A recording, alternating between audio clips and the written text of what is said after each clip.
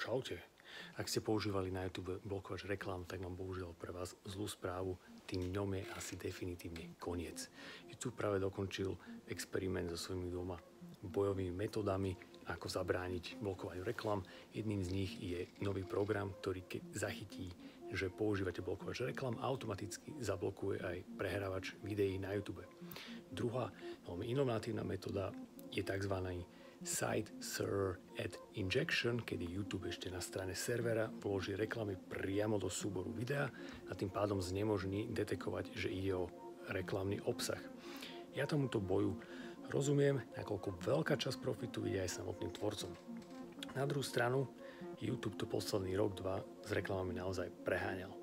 Čo je však zaujímavé sledovať je to, že zostávajú tri možnosti. Kúpiť si premium účet, pozerať reklamy alebo odísť z YouTube.